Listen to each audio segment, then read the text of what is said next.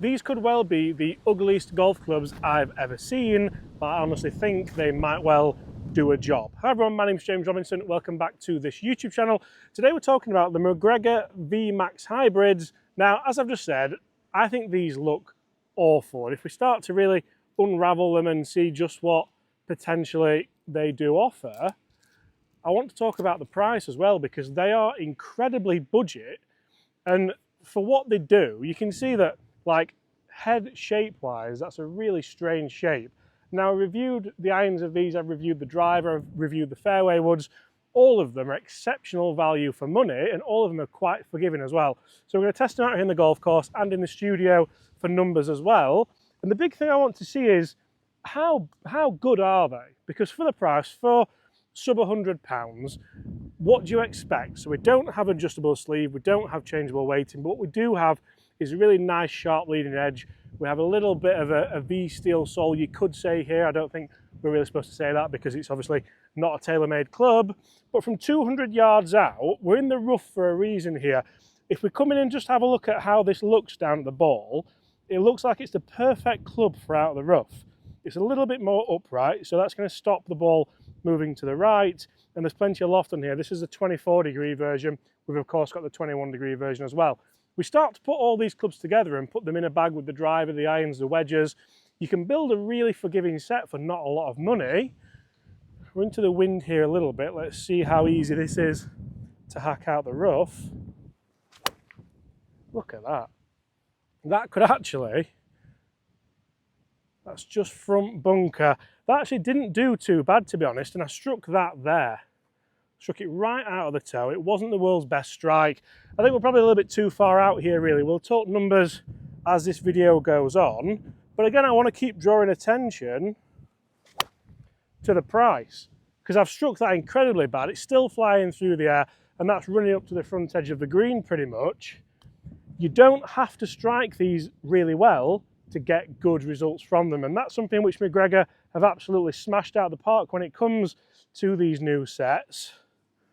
Let's go again. And that one was a really easy one to launch up to that right hand side. I think if you're in the market for a nice forgiving golf club that doesn't set you back a ton of money, this could well be one of the ones. One of the ones? That's a little bit annoying there with all that mud, I must say. Let's move on.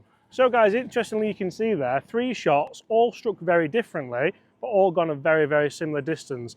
I think we're bit off a little bit too much, or more than we can chew, should I say, with distance, but really, really pleased with how consistent they've been. So let's now look at the 21-degree, and we're going to jump in the studio and talk numbers in just a second. But again, it's not a great looking golf club for me. The head shape, it's a little bit strange. It's not like any golf club I have seen in the past, and I think the fact that it's so upright will certainly, that's not a great start, is it?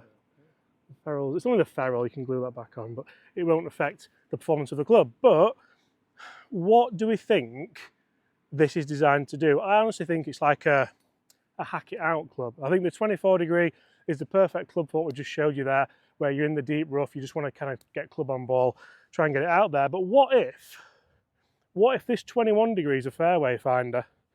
So I feel like I have to stand a bit closer to it. And then from here, if I can just put that flight on it there, so a little bit lower, just chasing up the fairway, that's probably going just over 200 yards. For that money, what more would you want from a club like this? Because it's going to perform very different than the fairway would. It's obviously going to perform different than the driving iron, which I think is so good. And the driving iron for me could be the best value golf club I've ever tested. It's really, really, really good. It's $69.99. It's insanity, it really is. Let's go again. Can we get it a bit higher this time? We can. That one's just out to the right hand side though. So that's the one where I got it a little bit toey and the face is just geared open just a little bit. I think that was down to the shaft a little bit. It wasn't my best golf swing, but certainly wasn't that bad to go to the right. The one thing I'll say about these is they don't have those premium components in them. They don't have KBS shafts in them. They don't have lambkin grips on them. It's all Macgregor's own clubs and own stuff. So is that a negative? I think it possibly is. When we talk numbers in a second, the consistency is for me the most important thing. If a golf club can perform consistently throughout a test and it's that cheap, I think generally we're always going to be onto something rather good. Let's jump in the studio and let's talk numbers. Oh, there we go. That's the one, just off the deck, nice little bit of turf interaction. Like I said, those vents are going to be an absolute nightmare to clean. Let's jump inside when it was brand new and wasn't full of mud. So this could be the ugliest thing I've ever unveiled, apart from Bobby as the cameraman. Sorry Bobby, I had to get there. I had to do it, it was already in there. But looking at it and looking at the price of these clubs, I can't believe, first of all, so this isn't the first Macgregor V-foil club we have tested. We just tested the driving iron. The driving iron's superb. We've still got the numbers on screen, so we'll compare them a little bit. Looking down at it, it's a weird shape, isn't it, Bobby? It's like, yeah, and like if you almost have to hold it to believe how weird it is. We'll keep it in, we'll run with it, because it's like a little bit upright as well. So if anyone who struggles with that shot to the right, it's a really nice little club to... Look at that ball flight. That, I mean, I don't know if I duffed that or not. I don't know if it's good distance. 24 degrees, it's probably not actually. You'd probably want more from it. But it's gone absolutely arrow straight. There we go. It's in the grid again, is it? Stay in the grid or I'll look silly. Stayed in the grid, that's 208 yards. And I think forgiveness-wise, this out of the rough, so again, I like to do these tests indoor and outdoor because a lot of people like to see numbers, but also you like to see the real-world scenario testing, which I actually prefer, but as a head style, I don't think it's that... I mean, it's ugly, isn't it? Think it's ugly? It's not the best looking, you're right. So I think realistically, it's going to be the versatility of this club that you're going to enjoy the most if you do go and buy it. That and of course, the price of it.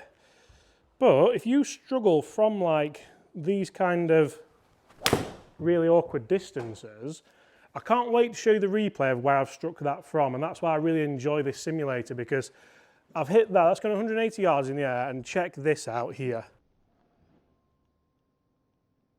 Look at how much that face moved. It's still staying square, it's still doing pretty well. Bobby's not going to fall over the ball and put a HR claim in, because we don't go down that road, do we, Bobby? But I must admit, for a club that I probably wouldn't be interested in buying, I've certainly enjoyed testing it. I certainly think there's a target market for it. And I suppose the best thing I can say, being in here in the numbers before we jump back outside, is I've never tested a golf club like it. I don't really know what it is. It's almost like a mini fairway. It's not a hybrid. It's not a hybrid. I don't care if anyone says it's not a hybrid. And like the angles and everything just really set you up to play really interesting golf shots. Guys, let's get back on the golf course. Let's see how I'm utilising this and how potentially it could fill gaps in your bag. It's just another 198 yarder. I don't even know really what I've done to achieve that. No idea. So rather interesting numbers there, and the club that I really want to focus on is the 24 degree. So yes, we've got the 21, but for me the 24 degree is a club where it almost looks even weirder because of the amount of loft on it. 24 degrees is quite a lot for a hybrid, and like I keep mentioning, that lie angle just makes it look a little bit strange. The reason I think this is to stop people hitting it right potentially, because if the loft does start pointing a little bit more this way, you can see that does just help you dynamically not hit the ball right. So let's hit a couple off the fairway here. It's almost like a cheating club for me, because you don't have to strike it that well. Even these shots that we've hit down this fairway, they've all come around the same distance. So when we talk about how good and how consistent a golf club can be, I really think this could be something for the price as well. How good we anticipate it to be. Potentially not amazing for the price. Into the wind here. Let's go. You can see that one's come out like an absolute rocket. It's not moved left off the lie, just short right of the green. Into the wind, I think I do struggle with these. They're certainly easy to launch, but there we go. Better one, just moving on the lie again.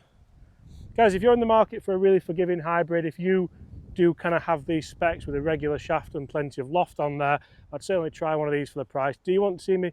I'd say compare it against something, but I don't know what I'd compare it with, because I don't really know many clubs that look this strange, but anyway, guys, thanks for watching. That is the Macgregor VMAX hybrids, and I absolutely love what Macgregor are doing for the money.